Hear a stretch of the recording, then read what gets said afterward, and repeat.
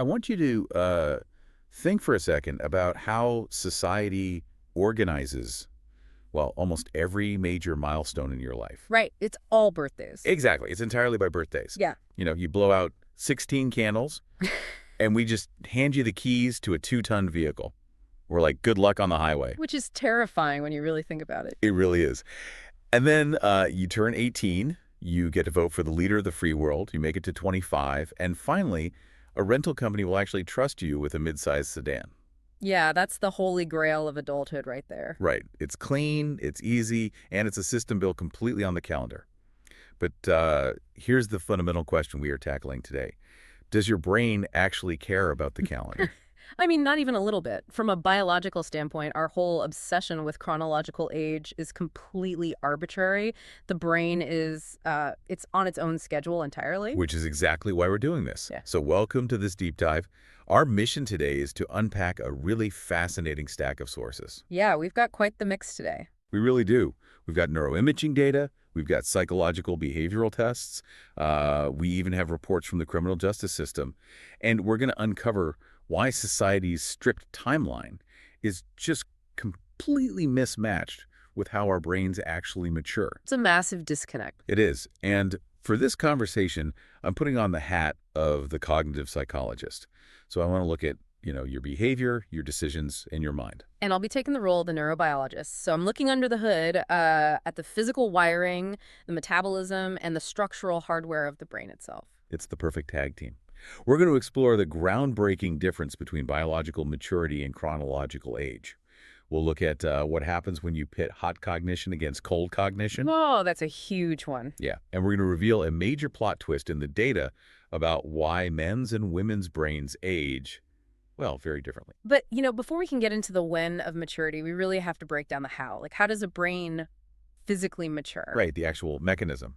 Exactly, because there's this massive misconception out there that as a child grows, their brain just gets bigger and adds more and more connections, like you're filling up a hard drive. Yeah, like you just accumulate brain matter until you're wise. Right, but that's only half the story. The opposite is actually true later on. When a baby is born, their brain goes through this explosive period of growth. It's called synaptogenesis. Okay. And by the time an infant is like 2 or 3 years old, they have an unbelievable number of connections. We're talking about 15,000 synapses per neuron. Wow, 15,000. Per neuron. Yeah, it's wild. The brain is hyper-connected, which makes sense because, well, a toddler is basically an information sponge, right? Absorbing every single sound, sight, and physical sensation. Yeah, they're just taking it all in. Exactly. But the real magic of brain development, the process that actually makes us smart, logical, and efficient, is reduction. Okay, let's unpack this. Yeah. Because taking brain connections away in order to get smarter sounds, it sounds completely counterintuitive. I know, it does. But the process is called synaptic pruning. Your brain operates on this ruthless use it or lose it policy. Okay. The neural connections you use frequently, they get strengthened, but the ones you don't use are aggressively pruned away. And when is this happening? This rapid pruning happens really intensely between the ages of 2 and 16. And in certain areas like the prefrontal cortex, which is, the CEO of the brain handling complex decision-making and impulse control, that pruning process continues well into your late 20s. Okay, so it's like upgrading a city's power grid. You don't just blindly string up more and more wires everywhere until the sky is totally blacked out. Right, exactly. You tear down the dead lines, that's the pruning, Yeah. and you heavily insulate the main superhighways so the electrical power goes exactly where it needs to go instantly. That is a brilliant way to picture it. And that insulation you just mentioned, that's the second massive hardware update happening in your head. Okay. It's called myelination. The brain literally wraps a fatty sheath called myelin over the neural wires, Oh, literally like insulation. just like rubber insulation on an electrical cord. And it vastly increases the transmission speed of your neural signals. We've actually got a great study in our sources from Stanford and the NCNA project. The National Consortium on Alcohol and Neurodevelopment in Adolescence, right? That's the one. They used neuroimaging to map exactly how and where this cortical myelination happens in young people. And from what I read, the brain doesn't just insulate everything all at once. It prioritizes certain neighborhoods over others, yeah. Highly strategic, yeah. They found a really distinct spatial difference in how the brain builds these insulated superhighways. So Unimodal regions heavily myelinate very early in life, Unimodal means, like the primary motor cortex, the areas that handle direct sensory and motor functions. which honestly makes total evolutionary sense. Mm. If you're a toddler, you need fast, hardwired pathways to move your muscles, walk, and chew food just to survive. Exactly. You don't need to ponder the meaning of the universe yet. You just need to not fall over. Survival first, always. But the multimodal regions, like the mid and posterior cingulate cortex, which handle highly complex cognitive functions, abstract thought, and, voluntary eye-hand coordination, those areas myelinate much more lightly and much later in life. But why the delay, though? I mean, why wouldn't the brain want those complex reasoning areas running at lightning speed as soon as possible? Because insulation locks the circuitry in place. Uninsulated wires remain plastic and adaptable. Oh, I see. Yeah, as a human, you need those complex reasoning areas to remain highly flexible for decades. You have to learn complex social rules, adapt to new environments, figure out how to operate in a complicated society. Right. If you hardwired the prefrontal cortex at age 5, you'd be stuck with the emotional regulation and reasoning skills of a kindergartner for the rest of your life. Which would be a disaster. Okay, so if the brain is constantly tearing down wires and slowly insulating others all the way into our late 20s, how on earth do we track this progress? If the calendar on the wall is a terrible metric for maturity, what should we be looking at instead? Well, we should be looking at the biological trigger of puberty. Yes.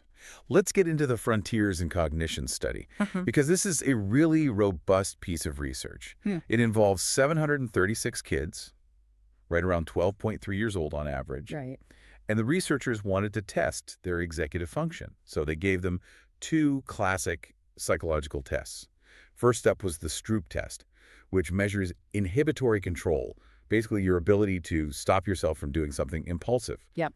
For anyone who hasn't taken it, the Stroop test is where the word green is printed in blue ink, and you have to name the color of the ink out loud, not read the word. It breaks your brain a little bit. I tried it during our prep for this, and I failed miserably. It is so hard. It's surprisingly difficult. And the second test was the Sternberg paradigm, which measures working memory. So how well you can temporarily store and manipulate information in your head. Mm. And the findings from these tests totally upend how we structure middle school. They really do. The data reveals this massive correlation that has absolutely nothing to do with birthdays. For the boys in the study, their biological maturity, meaning the physical stage of puberty they were in, was a significantly better predictor of their executive function than their chronological age. Wow. So age didn't matter. It didn't matter how old they were on paper. What mattered were hormones. Hormones like testosterone and estradiol don't just change the body, they actively drive those structural changes in the brain we just talked about. They kickstart the hardware updates. Exactly. They kickstart the pruning and the myelination. But wait, let me push back on this because I was looking closely at the data tables in that study. Right. Why didn't that exact same biological rule apply to the girls? Ah. Because for the girls, their chronological age was actually still the better predictor of how well they did on the Stroop and Sternberg tests. Yeah. I'll admit that part confused me. Are girls' brains just playing by different rules? It's a great question, and it's all about the timeline of the data set. Think about the biological reality of adolescence. On average, girls hit puberty earlier than boys. Right. In this specific demographic, the girls reached the onset of puberty around age 11, while the boys hit it around age 12. Because the girls in this study were averaging over 12 years old, they were already past the initial onset of puberty. So they had already crossed the starting line. Their brains had already received the hormonal signal to start remodeling? Precisely. And because they were biologically more mature as a group, that initial dramatic spike in structural reorganization, it was just harder to detect in the data. Makes sense. The boys, however, were right in the chaotic middle of that hormonal transition, so the link between their physical puberty and their cognitive jump was incredibly obvious. So put yourself in the shoes of a teacher for a second, or just think back to when you were in middle school. We take 30 kids, we group them entirely by their birth year, we sit them at desks, and we expect them all to pay attention and control their impulses equally. Right. But biologically, within a single classroom of 12-year-olds, you might have a 4 to 5 year variability in actual biological maturity. Easily. This suggests that our school interventions, our behavioral expectations, and our academic demands, especially for boys who might be late bloomers, are wildly misaligned with their actual brain development. Completely misaligned. We're punishing kids for not having impulse control when their brains literally haven't downloaded the software yet. Yeah, and it forces us to ask a much broader question. We've seen how executive function maps to biology in a quiet, controlled testing room with flashcards, right? Right. But what happens when you take a biologically maturing brain and throw it into chaotic, high-stakes, real world? Which brings us perfectly to the Canadian Criminal Justice Report we reviewed. Yeah. This report focused specifically on a demographic they call emerging adults, so young people between the ages of 18 and 25. Yeah. On paper, adults. In reality, something else entirely. From a neurobiological standpoint, this age group falls right into a dangerous window we call the maturity cap. Let's look at the timeline of the different brain regions again. Okay. The limbic system, which is the ancient deep brain network that drives your emotions, your impulses, your pursuit of rewards, and peer validation, is usually fully developed and firing at maximum capacity by age 12. Wait, 12. So you're giving a middle schooler the emotional and reward-seeking drive of a Ferrari. Yes, but the prefrontal cortex, the logical, reasoning, consequence-evaluating brakes of the brain, is one of the absolute last areas to finish myelinating. As we established, it often isn't fully baked until the mid to late 20s. You have a massive engine and, like, bicycle brakes. Exactly. And this introduces a critical distinction in psychology between cold cognition and hot cognition. Right. Cold cognition is your ability to think and reason under ideal, calm conditions. So if you sit an 18-year-old down in a quiet principal's office and ask them, is jumping off the roof of a house into a pool a good idea? I'll say no. Exactly. They will give you a rational adult answer. No, I could break my neck. Their cold cognition is fully functional. But hot cognition is how that exact same brain functions under conditions of emotional arousal, stress, or intense peer pressure. Put that same 18-year-old on the roof of the house with 20 of their friends chanting their name, and the entire calculus changes. The data shows that under hot conditions, the brain of an 18, 19, or even 21-year-old actually functions like that of a 16 or 17-year-old. Yep, it regresses. When the limbic system gets highly stimulated by peers or emotions, it just completely overrides the still developing prefrontal cortex. I'm sure anyone listening can think back to the absolute dumbest thing they did in high school or college. Oh, definitely. You probably knew it was a bad idea, but in the moment, you just couldn't stop yourself. And if we connect this to the bigger picture, we used to think teenagers took risks just because they felt invincible, or they didn't understand the dangers. But neurobiology tells a different story. In their actively rewiring brains, the immediate social reward or the emotional rush of a decision literally outweighs the potential long-term consequences. Wow. The neural circuitry is temporarily, biologically biased toward the reward. It's an evolutionary push to get them to separate from their parents and take risks to form their own peer groups. And this raises incredibly major questions for the justice system. Now, just be totally clear, we're acting as impartial observers of these sources today. You're not taking a political stance on justice reform here. Of course not. But we do need to report what the Canadian Criminal Justice Report concluded. They argue that treating an 18 to 21-year-old exactly the same as a fully mature 40-year-old offender ignores basic biology. Right. The report suggests that these emerging adults require tailored support, things like pro-social relationship building, life skills training, and protection from extreme stress or isolation to rehabilitate properly. Standard adult punishment, they argue, just doesn't address the biological reality of the maturity gap. It fundamentally challenges the binary way society defines adulthood. You aren't a child one day and a fully formed adult the next just because a clock struck midnight. Exactly. So we've established that true biological neuroadulthood doesn't really hit until our early 30s, when that prefrontal cortex finally finishes its wiring updates. Yes. But let's say we finally get there. We hit 32, the brain is fully baked. Is the playing field level at that point? Do all our brains age the exact same way? Not even close. Here's where it gets really interesting. Our sources included a massive MRI study out of Cambridge that analyzed the brains of 3,802 people. Massive sample size. Huge! And they mapped out what they called the 5 ages of the brain. You have childhood from 0 to 9. Then adolescence, which lasts from 9 all the way to 32. Which is wild to think about. That is the longest period of neural efficiency increases in our entire lives. Right. You're an adolescent neurologically until your early 30s. Then comes adulthood from 32 to 66. Early aging from 66 to 83. And late aging, 83 and up.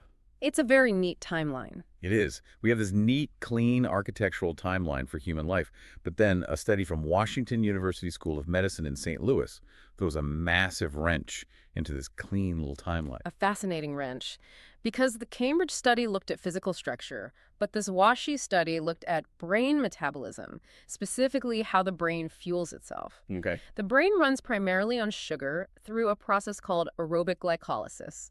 Think of it like a construction site.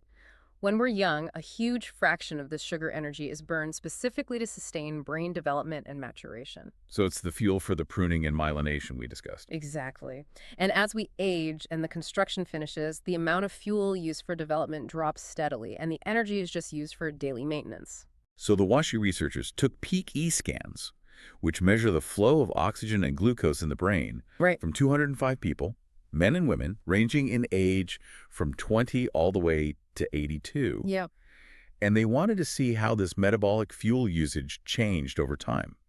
And they fed all this metabolic data into a machine learning algorithm. First, they trained the algorithm on the men's chronological ages and their brain metabolism data, basically teaching the computer, this is what a male brain looks like at 30, at 40, at 50. Right. Then, they fed the women's metabolic data into the algorithm and asked it to guess the women's brain age based purely on their metabolism. And what did the computer say? The algorithm found that, metabolically speaking, the women's brains were 3.8 years younger than their actual chronological age. 3.8 years younger. So a 60-year-old woman has the brain metabolism of a 56-year-old man. Yes. And just to be absolutely sure this wasn't a fluke in the programming, they ran the algorithm in reverse. They did. They wiped the slate clean, trained the algorithm on the women's data, and applied it to the men. The algorithm reported that the men's brains were 2.4 years older than their true chronological age. Wow. And here is the real kicker. This gap isn't just something that happens late in life as a result of aging differently. The researchers found this metabolic youthfulness in women was present even in the participants who were in their 20s. Wait, really? Yeah. The gap opens up early and persists throughout their entire lives. Think about that for a second. Yeah. If you've ever wondered why older women consistently score better on cognitive tests of reason, memory, and problem solving compared to men of the exact same chronological age, well, this metabolic youthfulness might be the biological armor protecting them from cognitive decline. Absolutely. Their brains are literally running on a younger, more robust metabolic engine. The underlying mechanism behind this is the next great frontier for research. Like, why does this happen? Is it an evolutionary adaptation? Perhaps female brains are wired to maintain higher metabolic function longer to support prolonged periods of child rearing and community management in early human history. Or is it hormonal? Yeah. Does estrogen provide a neuroprotective effect that keeps the metabolism burning efficiently? Exactly. If we can figure out the why, we might eventually learn to harness that mechanism to protect all brains, male and female, from age-related cognitive decline. It's wild to think about the potential there. Right. So to wrap up everything we've pulled from this massive stack of sources today, your brain is incredibly dynamic. It is undergoing massive physical wiring updates, pruning the dead weight to make you efficient, and heavily insulating the superhighways so you can think fast. Yep. And this construction schedule is driven by biological triggers like puberty, not by the calendar hanging on your wall. Yeah. Because of the maturity gap between your emotional center and your logical center, you don't hit peak neurological adulthood until your early 30s. A long wait. And even then, if you're a woman, your brain is metabolically cruising a few years younger than the guys sitting next to you. I want to leave you with one final lingering thought to mull over. Everything we've talked about today regarding synaptic pruning, clearing out those initial 15,000 connections to make the brain fast and efficient, we've framed as normal, healthy development. Yeah. But what happens when the pruning process goes wrong? I hadn't even thought of that. What does happen? Well, emerging research is beginning to show that under-pruning, meaning the brain fails to clear away enough of the dead weight and keeps too many of those messy, chaotic connections, is heavily linked to autism. Oh, wow. This could potentially explain the intense sensory overload many people on the spectrum experience. The brain is quite literally receiving too much unfiltered data. There's just too much noise. Wow. So the filter never got properly installed. Right. And conversely, over-pruning the brain, where the biological scissors get too aggressive and cut away essential connections, is heavily linked to schizophrenia. That's terrifying. You lose the complex tethers that keep your reasoning grounded. The profound realization here is that the exact timing and precision of when your brain decides to cut a microscopic neural wire literally dictates your entire experience of reality. That is absolutely unbelievable. The margin for error is microscopic, yet we all just walk around taking our reality for granted. We really do. So, the next time you have a birthday and you update the number on your driver's license, just remember, your brain didn't get the memo. It's running on its own spectacular, invisible timeline. Thank you so much for joining us on this deep dive into the source material. Keep questioning your assumptions, and we'll catch you next time.